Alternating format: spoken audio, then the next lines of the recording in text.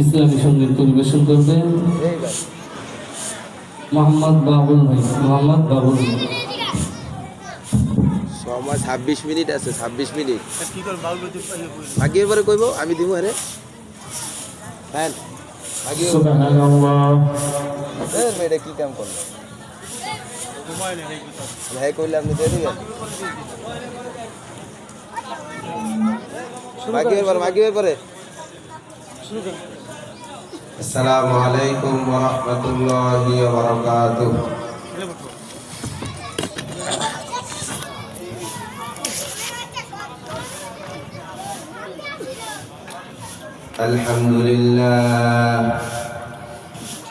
আলহামদুলিল্লাহ নাহমাদুহু ওয়া নাস্তাঈনুহু ওয়া নাস্তাগফিরুহু ওয়া নাউযু বিল্লাহি মিন শুরুরি আনফুসিনা মান ইয়াহদিহিল্লাহু ফালা মুদিল্লা লাহু ওয়া মান ইউদ্লিলহু ফালা হাদিয়া লাহু ওয়া নাশহাদু আন্না মুহাম্মাদান আবদুহু ওয়া রাসূলুহু الذي أرسله الله تعالى بالحق بشيرا ونذيرا وداعيا إلى الله بإذنه وسراجا منيرا فأعوذ بالله من الشيطان الرجيم بسم الله الرحمن الرحيم قل إن كنتم تحبون الله فاتبعوني يحببكم الله ويغفر لكم ذنوبكم الآية وقال تعالى لا تقنطوا من رحمة الله ويغفر لكم ذنوبكم والله غفور رحيم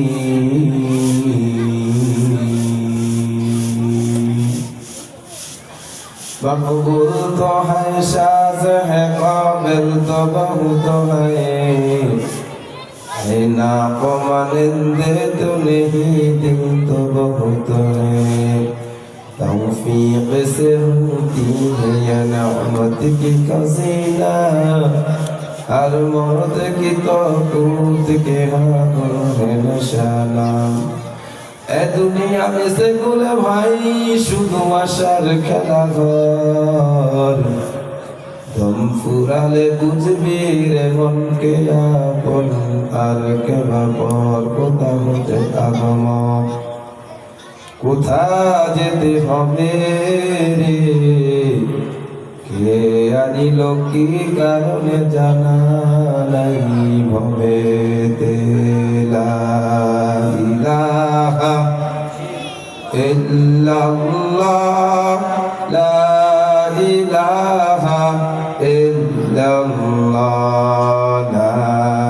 ইলাহা ইল্লাল্লাহ লা ইলাহা ইল্লাল্লাহ লা ইলাহা ইল্লাল্লাহ লা ইলাহা ইল্লাল্লাহ লা ইলাহা ইল্লাল্লাহ মুহাম্মাদুর রাসূলুল্লাহ সাল্লাল্লাহু আলাইহি ওয়াসাল্লাম। আলহামদুলিল্লাহ আল ফালা ইসলামী যুব সংঘের উদ্যোগে সপ্তম ব্যাপী আজ 2 দিন ব্যাপী ইসলামী মহাসম্মেলন।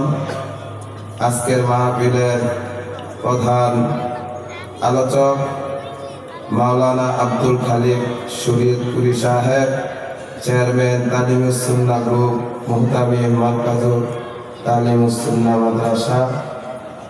আজকের প্রধান মেহমান মুফতি মঞ্জুর আহমদ কাসিমি সাহেব, প্রিন্সিপাল কাজলাপার সাইদুল মাদ্রাসা। মাহফিলের সভাপতি, বিশেষ অতিথি হযরত উলামায়ে কেরাম, দূর দূরান্ত থেকে আগত বড় ছোট কাছে স্নেহের দিন পিপাসু, ইসলাম পিপাসু আমার কালিমাওয়ালা মুসলমান ভাইরা। তো আজকে এখানে মাহফিল হইতেছে, আমরা খুশি না বেজার? কারা কারা খুশি? লিল্লাহে তাকবীর, নারে তাকবীর, নারে তাকবীর। শূন্য শূন্য ঢাকাবাসী, শূন্য দিয়া মন, শূন্য শূন্য কাজলাবাসী, শূন্য দিয়া মন। ভালো লাগছে 2 দিন ব্যাপী ইসলামী সম্মেলন, ঠিক না? শূন্য শূন্য ঢাকাবাসী, শূন্য দিয়া মন, শূন্য শূন্য কাজলাবাসী, শূন্য দিয়া মন। ভালো লাগছে 2 দিন ব্যাপী তাফসীর আয়োজন, ভালো লাগছে যুব সমাজের আজকের আয়োজন।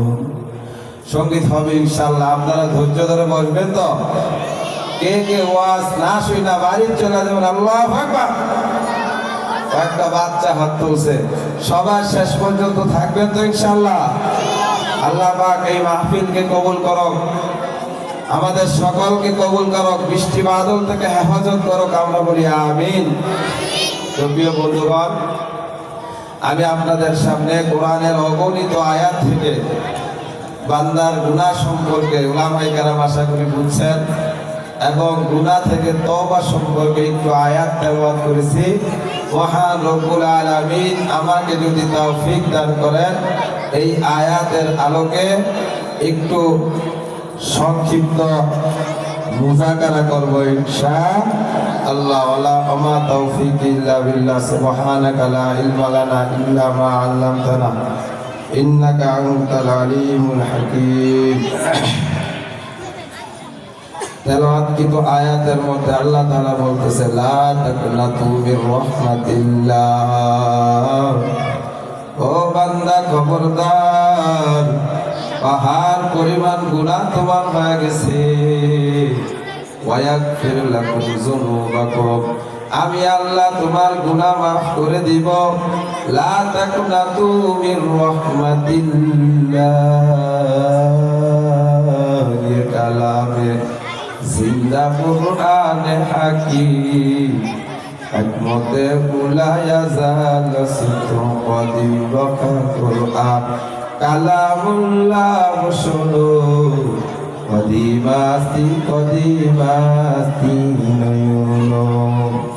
আল্লাহ পাক রব্বুল আলামিন বলে, ও বান্দা খবরদার, আমি আল্লাহ যেহেতু নফস দান করেছি, ও বান্দা আমার পাশাপাশি শয়তানও আমি আল্লাহ প্রেরণ করে দিয়েছি। দুনিয়ার মানুষ খবরদার, কিয়ামত পর্যন্ত তোমাদের গুনাহ হতেই থাকবে, হতেই থাকবে। তবে আবার আজকের ওয়াজ শোনার পরে যুবক ইচ্ছা করে কিন্তু নামাজ ছাড়া যাবে না, ইচ্ছা করে কিন্তু গুনাহ করা যাবে না। জোরে বলেন কথা ঠিক কিনা? আল্লাহ বলছে, নফসওয়ালা মানুষ, আমি আল্লাহ যেহেতু নফস দান করলাম, সুতরাং গুনাহ তোমাদের হয়ে যাবে, হয়ে যাবে। তবে যদি গুনাহ হয়ে যায় বান্দা, গুনাহ হয়ে যাওয়ার পর বান্দা তুমি কি করবা, কি করতে পারো? আমি আল্লাহর কাছে তওবা করো, তওবা করো। আল্লাহর কাছে কেমন কাঁদা কাঁদবা, কেমন কেঁদেছিলে ওই যে মদিনার যুবক, পয়গম্বরের জামানায় একটা যুবক, কত বড় গুনাহগার। ওই যুবকটা এমন গুনাহ করতো রে ভাই, ওই যুবকটা কাফন চুরি করতো, কাফন চুরি করতো। দুনিয়া থেকে যখন কোনো মানুষ মারা যায়, ওই যুবকটা কবরের মধ্যে প্রথম রাইতে প্রবেশ করে, ওই লাশটাকে উলঙ্গ করিয়া যুবক পরের দিন কাপড়টাকে ধুইয়া সুন্দর করে ইস্তারি করে তারপরে বাজারে বিক্রি করে। এমন গুনাহগার যুবক আল্লাহর কাছে কেমন কাঁদে রে ভাই, মনোযোগ দিয়ে শুনো। একদিন যুবক পাহাড়ের কৃষ্ণচূড়ায় ঘোরাইয়া মাটিতে যুবক কাঁদে। প্রতিমধ্যে ওমরের সাথে যুবকের দেখা। ওমর ডাক দিয়ে কয়, যুবক কেন কান্না করতেছো, কি ব্যাপার, কারণ কি? ওই যুবক ডাক দিয়া কয়, হুজুর আমি বড় গুনাহগার, আমার এত গুনাহ, এত গুনাহ, এত গুনাহ, আমার আল্লাহ আমার গুনাহ মাফ করবে কিনা আমার জানা নাই। হুজুর এই ভয় আমি কাঁদি। ওমর ডাক দিয়া কয়, যুবক যার কাছে দোয়া কবুলের চাবিকাঠি আল্লাহর পয়গাম্বর নবীজি এখনো যেহেতু জিন্দা, ও যুবক তোমার কেন এত টেনশন? চিন্তা কোনো কারণ নাই, কোনো কারণ নাই, নবী এখনো দুনিয়াতে আছে। তুমি আমার সাথে চলো, নবীর দরবারে আমার সাথে চলো। নবী আমার জিজ্ঞাসা করে, যুবক কেন কাঁদতেছো, কি ব্যাপার, কারণ কি জানতে চাই? এইবার যুবকটা ডাক দিয়া কয়, নবী আমার বড় গুনাহ, বড় গুনাহ, বড় গুনাহ। নবী ডাক দিয়া কয়, মা আশা কুসিবালা, ও যুবক তোমার গুনাহ কি পাহাড় থেকেও বেশি ভারী নাকি? বলে হ্যাঁ হ্যাঁ আমার গুনাহ আরো বেশি। নবী ডাক দিয়া কয়, মা আশা মিনাল পাহাড়ি, ও যুবক সমুদ্রের পানি থেকেও তোমার গুনাহ বেশি নাকি? বলে আরো বেশি, আরো বেশি, আরো বেশি। এইবার যুবককে ডাক দিয়া কয়, মাসারিকো, ও যুবক তুমি কি চুরি করো নাকি? বলে হুজুর আমি চুরিও করি না। এইবার নবী আমার ডাক দিয়া কয়, তাহলে যুবক কি এমন তোমার গুনাহ, কি ব্যাপার, কি বলো জানতে চাই? এইবার যুবকটা ডাক দিয়া কয়, হুজুর আমি হলাম কাপড় চোর। আজকে 35 বছর হলো আমি এই পেশায় নিয়োজিত আছি। তবে হুজুর গত রাতের মর্মান্তিক এক ঘটনা আমাকে কিংকর্তব্য বিমূঢ় করে দিছে। আমার অন্তরের মধ্যে বড় ভয়। আল্লাহর নবী কারণ জানতে চায়। এইবার যুবক ডাক দিয়া কয়, নবী আমার ওই যে আনসারী সাহাবীর মেয়ে, মদিনার সুন্দরী একটা মেয়ে, ওই মেয়ের নাম হলো হুরে মদিনা, মানে মদিনা শরীফের সবচেয়ে সুন্দরী মেয়ে। ওই মেয়েটা যখন মারা যায় আমি রীতিমতো আমার অভ্যাস অনুযায়ী আমি কবরে প্রবেশ করি। হুজুর মেয়েটাকে আমি উলঙ্গ করিয়া আমি তার কাপড়টা আমি চুরি করি। প্রতিমধ্যে শয়তান আমার নফসের মধ্যে ধোঁকা দেয়, শয়তান আমার মনের মধ্যে ঢেলে দেয়, রে যুবক এই মেয়েটার জন্য মক্কার কত যুবক পাগল, কত মক্কার যুবক, মদিনার কত যুবকেরা তাকে একটু কাছের কাছে পাওয়ার জন্য, একটু কামনা বাসনা পুরা করার জন্য কত পাগল। দেখ রাত্র গভীর, ও যুবক তোর পাশে কেউ নাই, কেউ নাই, মেয়েটাও বড় একা, তুইও যুবক বড় একা। এইবার তোর সুবর্ণ সুযোগ, তুই কি এই মেয়েটার সাথে সুযোগ কাজে লাগাইবি না? ও যুবক তুই কি তোর মনের চাহিদা পুরা করবি না? হুজুর আমি শয়তানের ধোঁকায় পড়িনা মেয়েটার সাথে ওই কাজে লিপ্ত হই। মেয়েটা ছিল বড় মুত্তাকি, বড় পরেজগার, মেয়েটা আল্লাহর কাছে সাহায্য চায়, সাহায্য চায়, আর আল্লাহর হুকুমে আল্লাহ ওই মেয়েটার জবান খুলে দেয়। জোরে বলেন আমিন। আরো জোরে আওয়াজ করে বলি সুবহানাল্লাহ। আউলিয়ারা কারে উকবা ইখতিয়ার, জাহেলারা কারে দুনিয়া ইখতিয়ার। ওই মেয়েটা আল্লাহর কাছে মামলা দায়ের করে সাহায্য চায়, মেয়েটা মালিককে ডাক দিয়ে কয়, মালিক আল্লাহ, দুনিয়াতে জীবনে বেপরদা হইলাম না, নিজের দেহটাকে কোনো পর পুরুষকে দিলাম না, ও আল্লাহ তোমার হুকুমের বাহিরে গেলাম না, জীবনে জিনা ব্যভিচার আমি করলাম রে আল্লাহ। এই যুবকটা আজকে আমার সাথে কি করলো? আমার শরীরটাকে নাপাক বানাইলো। ও আল্লাহ, এই হাসরের মাঠে আল্লাহর নবী থাকবে, আবু বকর, ওমর, ওসমান, আলী থাকবে, আজওয়াজে মুতাহাররাত নবীর বিবিরা যেই হাসর মাঠে থাকবে, ওই মাঠের মধ্যে আমি জিনার তহমত নিয়া নাপাক অবস্থায় কিভাবে দাঁড়াইব? এই মেয়ের আওয়াজ শুনিয়া মেয়ের যুবকের মধ্যে বড় ভয়। যুবক ডাক দিয়া কয়, এত এত বছর কাফন চুরি করি, এরকম তো আমার জীবন হয় নাই। ওই তুমি কোনো সাধারণ মানুষ না, তোমার পায়ে ধরে ক্ষমা চাই, আমি শয়তানের কুমন্ত্রণায় অনৈতিক কাজ করেছি। ও বোন, বলো তুমি আমাকে ক্ষমা করবানি? এইবার মেয়েটা ডাক দিয়া কয়, রে যুবক, ক্ষমা করার আমি কে? আমি তো আল্লাহর আদালতে মামলা দায়ের করেছি, তোমার ব্যাপারটা আল্লাহর কাছে আমি বিচার দিয়ে দিয়েছি। যুবক, তোমার একটাই রাস্তা খোলা আছে, যদি তুমি ক্ষমা পেতে চাও, খাঁটি তওবা করো, আল্লাহর কাছে মাফ চাও, মাফ চাও। এইবার যুবক অন্তরা না পাইয়া ওমরের কাছে যায়, ওসমানের কাছে যায়, পয়গম্বরের সাহাবী হযরত আলীর কাছে যায়। সবাই বলে না না, এই গুনার ক্ষমা হবে না। শেষ পর্যন্ত নবীর কাছে যায়, নবীর কাছে যাইয়া বলে, নবী আমার এই এই এই এই কাজ করেছি, আমার আল্লাহ আমাকে মাফ করবে কিনা আমি জানি না। ওরে আপনার কাছে আসছি, আপনি দোয়া করেন, আপনি মুস্তাজাবুদ দোয়া, আপনি সুপারিশ করলে আমার আল্লাহ কবুল করে।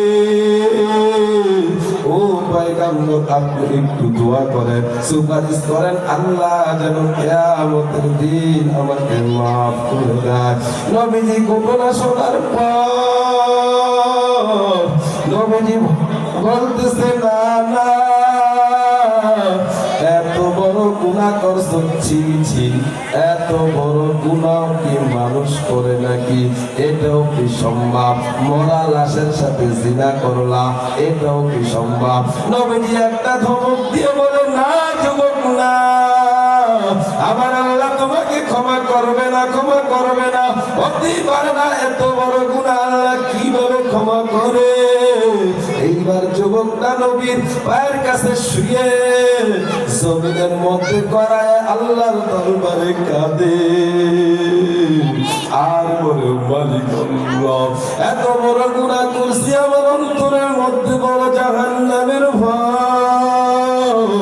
ওমরের কাছে গেলাম, ক্ষমার সুসংবাদ পাইলাম না, ওসমানের কাছে গেলাম, ক্ষমা পাইলাম না, আলীর কাছে গেলাম, ক্ষমার কোন নির্দিষ্ট পাই না। শেষ পর্যন্ত আপনার রহমাতাল লিল আলামিন নবী আমার, আপনার দরবারে আমি গোলাম হাজির। আপনিও বলতেছেন আল্লাহ নাকি আমাকে মাফ করবে না, তবে আমার কি উপায় হবে? আল্লাহ কেন আমাকে মাফ করবে না? ওই যুবকের কান্নার বেড়ে যায়। যুবক দিনে দিনে তওবা করে, খাঁটি তওবা করে, তওবা নাসুহা। ওই যুবক খাঁটি তওবা করে, আমার আল্লাহর কুদরতের অন্তরে জুস লেগে যায়। আল্লাহ সাথে সাথে যুবকটাকে মাফ করে দেয়। যুবকটাকে মাফ করার পর জিবরাইলকে মানুষের রূপে ওইখানে পাঠাইয়া জিবরাইল আয়েশা মুহাম্মদ নবীকে তিনটা প্রশ্ন করে। আয়েশা বলে, নবী আমার, আপনার কাছে জিজ্ঞাসা করতে চাই, দেয় সৃষ্টি জীবকে রিজিক দেয় কে? বলে অবশ্যই আল্লাহ দেয়। হয় সৃষ্টি জীব এই দুনিয়ায় যাহা কিছু করে সব কে করে? কার হুকুমে হয়? বলে হ্যাঁ হ্যাঁ অবশ্যই আল্লাহর হুকুমে হয়।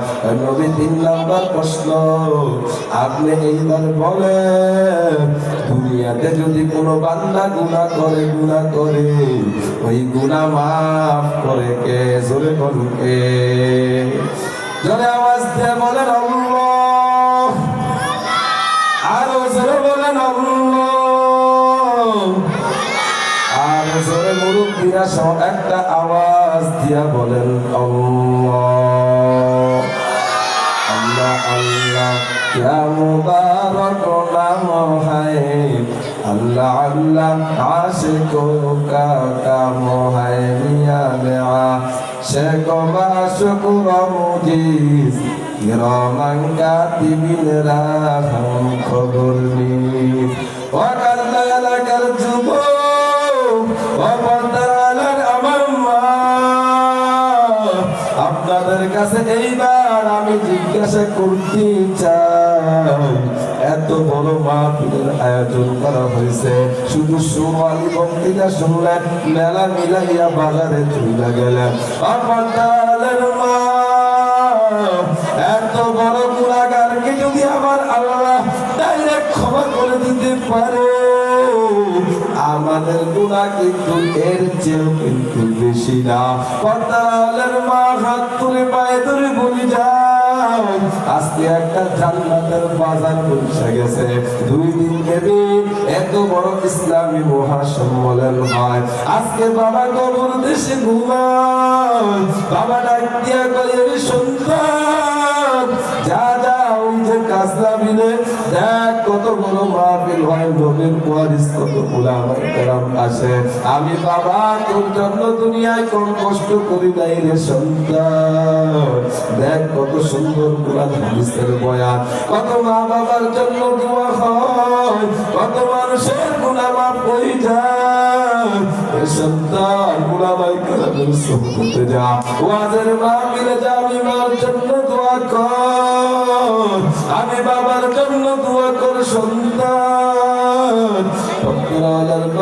আমার যুবকেরা পায়ে হাত রেখে বললে ভাই আগামীকাল সব কিছু থাকবে, মাঠ থাকবে, দোকান থাকবে, এলাকার মানুষ সব থাকবে, মাহফিল কিন্তু 2 দিন পরে আর থাকবে না। জোরে বল কথা ঠিক না?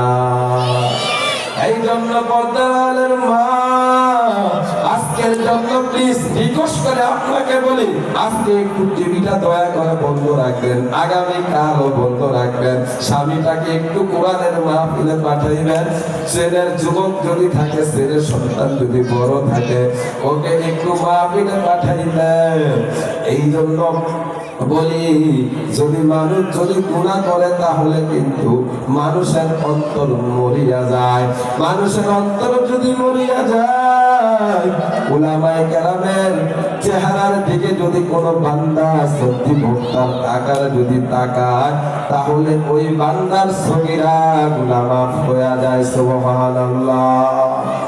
এক খাদেম ডাক দিয়ে বলতেছে, ও আশরাফ আলী থানভী, আশরাফ আলী থানভী রহমতুল্লাহ আলাইহি তখন জীবিত আমাদের বাংলাদেশে একবার আসছিলেন।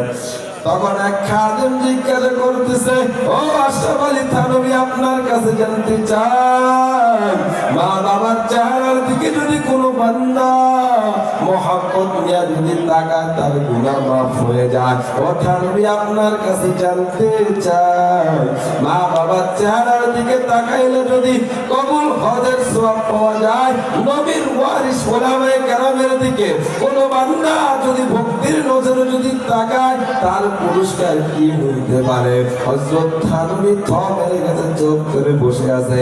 5 মিনিট পরে বলতেছে, ওরে গোলাম, কোন আল্লাহর বান্দা যদি নবীর ওয়ারিস হক্কানি আলেমের দিকে মায়ার নজরে মহব্বত নিয়ে তাকায়, সাথে সাথে ওই বান্দার সগীরা গুনাহগুলো মাফ হয়ে যায়। এই জন্য বলতেছি ভাই, আজকে জান্নাতের মেলা মিলে গেছে, জান্নাতের বাজার বসে গেছে। এইখানে যদি আসতে পারি বসতে পারি নিজে ধন্য হয়ে যাব। মাহফিল কিন্তু শেষ হয়ে যাবে, আবার বক্তারা নিজ নিজ জায়গায় ওয়াজ করে ফিরে যাবে। কিন্তু কপাল পোড়া যুবক, তোমার কি লাভ আমার কি লাভ, কমিটির কি উদ্দেশ্য মাহফিল দিয়া তুমি কি পাইলা, সেটা হইল ভাবার বিষয়। এই জন্য বলি ভাই, অনেক অনেক উলামায়ে কেরাম আসবে, তাদের জবান থেকে নিজের গুণাবাদ করাইবার চেষ্টা করবা, মা বাবার জন্য দোয়া করবা। ওই মা আর একটা ঘটনা মনে পড়ে গেল, সময় তো একেবারে অল্প। উত্তরবঙ্গে একটা ছেলে এসএসসি পরীক্ষা থেকে, ছেলেটা বড় গরিব। মা একটা ডিম সিদ্ধ করে সন্তানকে খাওয়ায়, আরেকটা ডিম আনে, সেটা হলো কাঁচা, সন্তানকে বুঝতে দেয় না। সন্তান যখন নাস্তা করে, মা কাঁচা ডিমটা হাতে নিয়ে নারে সিদ্ধ ডিমটা সন্তান খায়। ওই ডিমটা মা জমাইয়া জমাইয়া বাজারে বিক্রি করে। সন্তান এসএসসি পরীক্ষা থেকে ফর্ম ফিলআপের জন্য বহু টাকা দরকার, সন্তানের জন্য টাকা জোগাড় করে। এমন করতে করতে হঠাৎ করে ছোট্ট ছেলে 5 থেকে এবার 10ম শ্রেণী, এবার ম্যাট্রিক পরীক্ষা ছেলে দিবে, অনেক টাকা দরকার। মা অন্যের বাড়ি কাজ করে করে গরিব, টাকা নাই পয়সা নাই, কিছুই নাই কিছুই নাই। এইবার ছেলেটাকে হেডমাস্টার বলে, ওগো আবির হোসেন বাবা, আগামী মাসের 13 তারিখে পরীক্ষা, সব ছেলেরা এসএসসি পরীক্ষা দিবে, ফর্ম ফিলআপ করতে টাকা লাগবে 8000 টাকা। ছেলেটা এবার কাঁদে আর বলে, হুজুর আমার তো বাবা নাই, টাকারও ব্যবস্থা নাই, আমি পরীক্ষা দিব না। ছেলেটা 1 নাম্বার ছাত্র, ক্লাসের মেধাবী ছেলে ওই সন্তানটা। এবার বলে, হুজুর আমি পরীক্ষা দিব না। মাস্টারদের সব মাস্টারদের মন খারাপ হয়ে গেছে, কয় না না আবির হোসেন তুমি অবশ্যই পরীক্ষা দিবা। কেন তুমি পরীক্ষা দিবা না? হুজুর আমি গরিব, পড়ায় ভালো, ঠিক আছে, আমার বাবা নাই, টাকা নাই, আমার পরীক্ষা দেওয়ার কোনো সুযোগ নাই। এবার সন্তানটা কেঁদে কেঁদে কেঁদে কেঁদে বাড়ি রওনা। আবার আগের মতি পড়ার টেবিলে বসে, আর বইয়ের উপরে টেবিলের উপর মাথা দিয়া সন্তানটা বিলাইয়া বিলাইয়া কাঁদে। বিদেশেতে যদি কারো সন্তান মারা যায়, পাড়া পড়শি জানার আগে জানে তাহার মায়, জোরে বলেন কথা ঠিক কিনা? এ সন্তানের কি হয় না হয় দুনিয়ার কেউ জানে না, মা বেচারি জানে। মা ডাক দিয়া কয়, সন্তান এই আবির হোসেন তোর কি হয়েছে জানতে চাই। মাকে বুঝতে দেয় না, জানে মার কাছে টাকা নাই। ছেলেটা বিলাইয়া বিলাইয়া টেবিলে মাথা দিয়া কান্না করে। কান্না করতে করতে অনেক দিন হয়ে যায়, 1 সপ্তাহ পার হয়ে যায়। ছেলের মন ভার, ঠিক মতো নাওয়া খাওয়া নাই, পড়ার মধ্যে মনোযোগ নাই। মা এবার সুস্থ ভাবে মাথায় তেল দিয়া হাত বুলাইয়া কয়, বাবা তোর কি জানি একটা হয়েছে, তুই যদিও আমি মায়ের কাছে লুকাও, আমি মা কিন্তু বিষয়টা বুঝতে পারছি, তবে বাবা কি ব্যাপার সেটা আমাকে খুলে বলতে হবে। এইবার সন্তানকে দিদে আর বলে, মাগো শুনছনি আগামী মাসের 13 তারিখে আমার এসএসসি পরীক্ষা, সব ছেলেরা টাকা জোগাড় করে পরীক্ষার ফর্ম ফিলআপ করে, আমি তো পারি না মা, আমার তো বাবা নাই, তুমি তো অন্যের বাড়ির কাজ করো, বড় গরিব, তুমি এত টাকা একসাথে কিভাবে জমা করবে? মা আমি 9 বছর 10 বছর পড়াশোনা করলাম, এখন আমি আর পারতেছি না, পরীক্ষা দিতে পারবো না।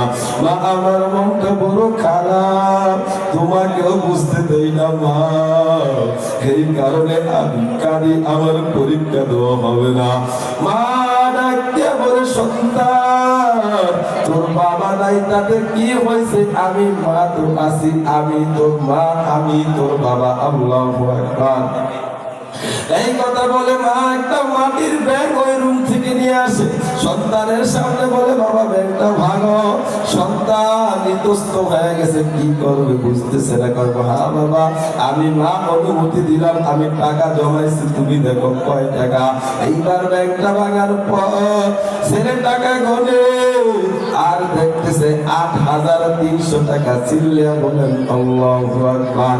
ছেলেটা এবার খুশি বলে মা, মানুষ কিন্তু অতিরিক্ত সুখে কিন্তু পানি চলে আসে, অনেক খুশি হয়ে গেছে, যার কারণে খুশির কান্না কেঁদে দিছে। বলে মা, আমি সন্তান জীবনে বিশ্বাস করি নাই মা আমি এসএসসি পরীক্ষা দিতে পারবো। তুমি আমার মা, কেমনে কি মা আমি এখনো বুঝতেছি না বিষয়টা। বাবারে ঘটনা অনেক লম্বা। প্রত্যেকদিন নাস্তার টেবিলে 2টা ডিম আনতাম, একটা ডিম সিদ্ধ করে তুই সন্তানকে শক্তি হওয়ার জন্য, মেধা হওয়ার জন্য আমি তোকে খাওয়াইতাম। বাবারে তুই, আমি মাকে বড় ভালোবাসো আমি জানি, তুই আমাকে ছাড়া খাবি না। আরেকটা ডিম আমি হাতে নাড়াচাড়া করতাম। বাবারে ওই ডিমটা হলো কাঁচা ডিম। ওই একটা ডিম জমাইয়া জমাইয়া ও সন্তান তোর জন্য আমি এতগুলা টাকা জমা করছি। তোকে যখন আমি হাই স্কুলে ক্লাস 5-এ ভর্তি করাই, তখন থেকে আমি মায়ের একটা টার্গেট আছে, 10 বছর করে পরীক্ষা। আমি একটা ডিম বিক্রি করে করে তোর জন্য আমি টাকা গোছাইছি। যা তুই পরীক্ষা দিবি, টেনশন নাই, অবশ্যই পরীক্ষা দিবি, ঠিক মতো পড়াশোনা করে, চিন্তা নাই। এই ছেলে পরীক্ষার ব্যবস্থা হয়ে গেল, অনেক শিক্ষিত হইল। তার এসএসসির পরে আইএ যে পড়াগুলা জেনারেলে আছে সমস্ত পড়া সে কমপ্লিট করার রেজাল্ট বড় ভালো। এই ছেলে ভালো রেজাল্ট নিয়ে যখন গ্রামের বাড়িতে আসে, গ্রামে একজন পয়সাওয়ালা লোক ছিল, হাজী সাহেব মাতাব্বর, অনেক পয়সার মালিক। সে নিজে একটা স্কুল করছে, প্রাথমিক স্কুল। তেমন ভালো শিক্ষকদেরকে বেতন দিতে পারে না। গ্রাম দেশের ব্যাপার, বেশি ছাত্র নাই, শিক্ষার মান বেশি ভালো না। কোন রকম বড় অবস্থা স্কুল খোঁজে, ঠিকই স্কুলে ছাত্র জমাইতে পারে না, ভালো পড়াশোনার ব্যবস্থা নাই। ছেলেটাকে পাইয়া বড় খুশি। এলাকার হাজী সাহেব ডাক দিয়া কয়, বাবা তুমি তো বড় মেধাবী, রেজাল্ট বড় ভালো, যাক তুমি আসছো এলাকায় খেদমতের দরকার। দেখো এলাকায় সব মূর্খ পোলাপান পড়াশোনা করে না, আমি অনেক কষ্টে স্কুল চালাই, একা বেতন দেই, পয়সাও পোলাপান দেয় না, ভালো পড়াও নাই, ভালো টিচারও নাই। বাবা তুমি যদি রাজি থাকো, এই স্কুলটা তোমাকে দিয়া আমি চালাইতে চাই। এইবার হাজী সাহেবের প্রস্তাবে যুবক রাজি হয়ে গেল। রাজি হওয়ার পর অল্প দিনে ছেলে যেহেতু মেধাবী, 2-3 মাসের মাথায় ক্লাস ভর্তি ছাত্র হয়ে গেল। সুনাম, অনেক টিচিং ভালো, ব্যবস্থা ভালো, স্কুল কানায় কানায় ভরে গেল। সমস্ত মাস্টাররা খুশি, ম্যাডামরা খুশি, হেডমাস্টার খুশিতে মাতোয়ারা। এমন সন্তান পাইয়া আস্তে আস্তে ছেলেটার যোগ্যতা দেখা ছেলেটাকে সে লাইক করলো, পছন্দ করলো। একদিন হঠাৎ করে বলতেছে, বাবা ও আমির হোসেন, তুমি যদি কিছুই না মনে করো আমি একটা কথা বলবো। আমির হোসেন ডাক দিয়া বলে, স্যার বলেন। মোবাইল বলতে পারেন, কোনো সমস্যা না। এইবার ওই হেডমাস্টার ডাক দিয়া কয়, বাবা আমার একটা মেয়ে আছে, বড় সুন্দরী, পাসপোর্ট কিনেছে, লেখাপড়ায় সেও ভালো, বড় সুন্দরী, ভালো ভালো জায়গা থেকে প্রস্তাব আসে, কিন্তু আমার মেয়ের শিক্ষাগত যোগ্যতা অনুযায়ী ছেলে পাই না, এই কারণে মেয়েও রাজি হয় না, আমিও ভালো পাই না, আমিও রাজি হই না। তোমাকে আমার বড় পছন্দ। ও বাবা তুমি যদি অনুমতি দাও, আমার মেয়েটা তোমার সাথে বিবাহ দিতে চায়। ছেলেটা বলে, স্যার আমি বড় গরিব, আমি গরিবের সন্তান, গরিব, আমার বাবা নাই। ঠিক আছে, আপনি যেহেতু বলছেন আমি মায়ের সাথে পরামর্শ করব। পরের দিন যাইয়া মায়ের সাথে ছেলেটা পরামর্শ করে। মায়ের সাথে পরামর্শ করার পর মা বেচারি গরিব মানুষ, গরু পরিষ্কার করে, গরুকে ঘাস খাওয়ায়। এইবার বলতেছে, বাবা তুই স্যারের স্কুলে পড়াবি, বেতন নিবি, বেশ ভালো কথা, খবরদার বাবা রে ওই স্যারের মেয়ে বিবাহ করবি না, কারণ সে অনেক পয়সার মালিক, অনেক শিক্ষিত তার মেয়ে। তুমিও শিক্ষিত কিন্তু তোমার পয়সা নাই, তুমি গরিবের ঘরের সন্তান। তুমি এই প্রস্তাবে রাজি হইবা না বাবা, আমরা গরিব মানুষ, আমাদের দরকার নাই, দরকার নাই। এই দিক দিয়ে ওই মাস্টার পরের দিন ক্লাসে যাওয়ার পর ওই যুবককে ফুসলাইতেছে, শুধু বুঝায়, শুধু বুঝায়। ওই বাজারে নিয়ে, শহরে নিয়ে, জামালপুরের শহরে নিয়ে দামি দামি সাদা মিষ্টি ইত্যাদি খাবার খাওয়ায়, বেতন ভাড়া দেয়, বোনাস দেয়, হাদিয়া দেয়, জামা কাপড় দেয়, কোন রকম তার মনটা জয় করার আশা। এইবার ছেলেকে মায়ের অগোচরে ওই হেডমাস্টার তাকে রাজি করে ফেলে। যুবকটা কেমন জানি রাজি। বিবাহ হয়ে যাওয়ার পর মা খবর কিছুই জানে না, সংক্ষিপ্ত করতেছি। ওই মেয়েটাকে ঘরের বউকে নিয়ে যখন মায়ের বাড়ি হাজির হয়, গেটে ঢুকার সাথে সাথে যখন দেখতেছে মা বেচারির এই অবস্থা, ওই গরিবের সন্তান লোকমা দিয়ে দিছে, বলে না না, আহারে আমার আব্বার কিসের অভাব, এত টাকার মালিক, কোটি টাকার মালিক, দেখো অভাব হয় না দূর, কোটি টাকার মালিক দেখো অভাব হয় না দূর, গরিব ঘুমায় গাছতলাতে মনটা বাহাদুর। ঠিক নেই? আর কিছুক্ষণ চলবে? ফেরাউনের লাশটা দেখো মিশর জাদু করে, খাই না মাছি পোকা মাটি সবাই ঘৃণা করে। বড়র বলাই থাকলে দিলে রহমত আসে না, নিজেকে নিজে ছোট মনে করিও সদা। ভোগ বিলাসের জিন্দেগি নি পরে রবের সব, থাকতে সময় হিসাব মিলাম আল্লাহ আমার রব। জোরে বলেন কথা ঠিক কিনা? আদরে কুদরত গারি বরকামান, আনতা রব্বি আনতা হাসিবি জুলালাল। এইবার যুবকের মাকে ওই পুত্রবধূ দেখার পর বলতে দেখছি, নোংরা কোথাকার, এমন একটা শাশুড়ির ফ্যামিলিতে আমাকে আমার আব্বা বিবাহ দিলে কোন কারণে? আমার আব্বার টাকার অভাব নাই, ইজ্জতের অভাব নাই, গরিবের ঘরের গরিব, এই ঘরে আমি থাকতে পারবো না। ও স্বামী, তোমার মায়ের হাতে ময়লা গেল? বলে আমার মা গরু পালে, গরুকে ঘাস খাওয়ায়, অন্যের বাড়ি কাজ করে, ময়লা থাকাটাই স্বাভাবিক। বলে না স্বামী, হতেই পারে না। এই মহিলা যদি তোমার ঘরে থাকে, আমি জমিদারের মেয়ে, আমি তোমার ঘরের ভাত খাবো না। এইবার শিক্ষিত ছেলে, মান সম্মানের একটা ব্যাপার, কি বলেন কথা ঠিক না?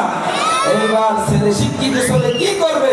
মার বোর বুঝ মাকে দেয়, বোর বুঝ বউকে দেয়। মান সম্মানের ব্যাপার, এত বড় মাস্টার, সুনাম ধর্ম শিক্ষিত ছেলে, এত ছেলেদের ওস্তাদ, এই কথা মানুষ জানাজানি হলে শুরুতে যদি বিবাহ ভেঙে যায়, বড় ধরনের একটা মান সম্মানের ব্যাপার। বিবিকে ফুসলা ফাসলা যৌতুক পারে রাজি করতে চায়, কিছুতেই মানে না। মাকে কানে কানে বলে, মা আমি ভুল করছি, তুমি আমাকে যত বড় প্রয়োজনে, এছাড়া আমার আর কোনো বিচার নাই। এরকম যে হবে আমি রাজি বুঝতেই পারি নাই, তোমার প্রস্তাবে রাজি হই নাই, তুমি বলছো আমি শুনি নাই, এই কারণে আমার এই অভিশাপ হয়তো আল্লাহর তরফ থেকে পরীক্ষা। মা তুমি আমাকে মাফ করে দাও। মাকে বুঝাইয়া বাজাইয়া মা তো কি বলে কোন রকম রাজি করছে, বউ তো আর মানে না, বলে না না মূর্খ, নোংরা, এই সেই হাবি দাবি আনকালচার ইত্যাদি অকাট্য ভাষা গালি গালাজ করে, না তোর ভাত আমি খাবই না। যাই হোক, অনেক পরে হাত পা ধরে ছেলেটা মান সম্মান দিয়ে তাকাইয়া বউকে তালাক না দিয়া, শিক্ষিত ছেলে ভদ্রতার পরিচয় দিয়া ওই বউকে নিয়ে সংসার করছে। হঠাৎ করে